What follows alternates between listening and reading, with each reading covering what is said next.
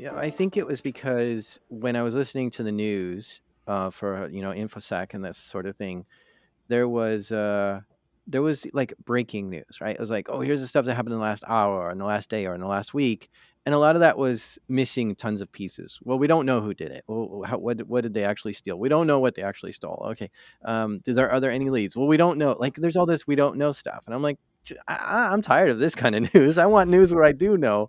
And so they're like, well, we won't know that for 5 years. Okay, well then tell me the story in 5 years. And nobody was really telling me that story 5 years later of like, hey, we actually know everything now. Do you want to know it all? And for some reason, we just kind of like, no, that's 5 years old. I don't want to know that. But not me. I want to know it. So now, okay, who's the person who did it? All right, here's the kid's name. All right, why did they do it? Oh, because they were bored in school. And how'd they get arrested? What'd they steal? How did the FBI catch them? What was the damage caused to the company? Like, now we have all the answers. So this is what I do: is I'm a slow news junkie. I go back and I say, now we know the whole story. Now it's the right time to tell it. And that's what I do.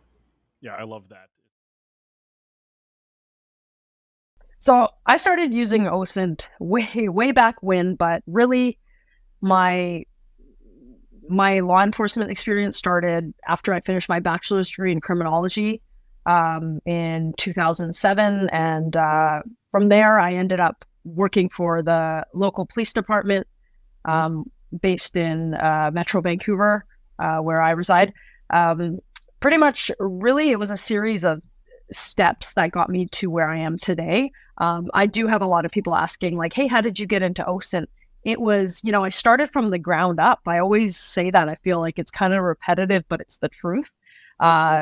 I started from the ground up. I worked in a lot of administrative roles with the police at first, and I eventually got into a research role as a researcher. And then I got experience, doing that for a while.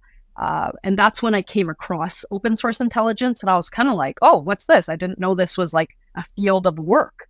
I didn't know that people could actually have a job doing this, which took me to becoming an analyst eventually as well. But yeah, definitely being in a researcher role. And I think it was kind of like, was it just luck? I came across open source intelligence, how other analysts were using it. And then I started learning more about it. And really, I feel like that's how it just kept building blocks to get me where I am today. You hit it right on the head. I used to go through and do a lot with financial sector work. So we would pull publicly available information and we would use social media accounts, even though there's some debate in regards to open source intelligence versus SOC authentication, stuff like that. But the goal of OSINT Curious is to provide free, tangible information to people so that they can go through and use it in their day-to-day jobs, to go through and to help defend kind of their exterior perimeter for a lot of. Yeah, I started as a normal freelance journalist, and the 1st of April 2020, so in the midst of the COVID crisis, I got a phone call from my now boss, the editor-in-chief of Knack, to ask if I wanted to become a fact checker. I had to Google what a fact checker exactly did, so at the time I was not really familiar with it, but I quickly found out it's really my cup of tea, debunking viral videos, looking for the truth, seeing what I can find online to prove something right or wrong. Yeah, that's really what I love to do, and OSINT is my main tool for it. Like it's being Sherlock Holmes online, and I just love it. Yeah. Absolutely. So I spent 24 years in the Army. I was in military intelligence and counterintelligence. I can say that now. I'm retired. So I retired in March of 2019. Towards the end of my career, OSINT really became a big part of the intelligence disciplines that the military practices. And so I was able to really become trained in that and exposed to it.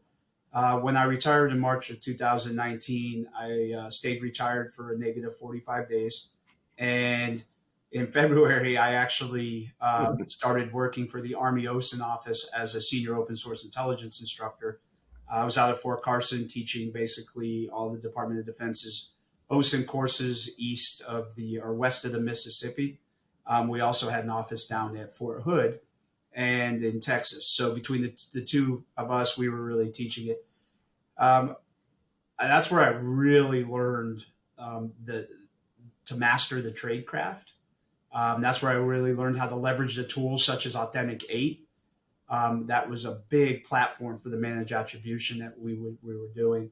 And then in February of 2019, or I'm sorry, in December of 2019, I came to work at Mercyhurst University. Now, preceding that, loved what I was doing in the military. I was out at the Intelligence Security Command's Foundry site, teaching a lot of great OSINT courses. I'm getting a lot of great exposure, but my family wanted to move back home here to Erie, Pennsylvania. And so we ended up moving. And at the time, Mercyhurst was looking to hire a director of operations. And more importantly, they really wanted to increase their capacity for doing open source intelligence. They really wanted to teach it at that tier 2 level. They were really doing tier 0 and some tier 1, but they really wanted to get it to that tier 2 to tier 4 level. And so it was a great fit. I knew operations, I knew intelligence, and more importantly, I knew OSINT and how I could help incorporate it.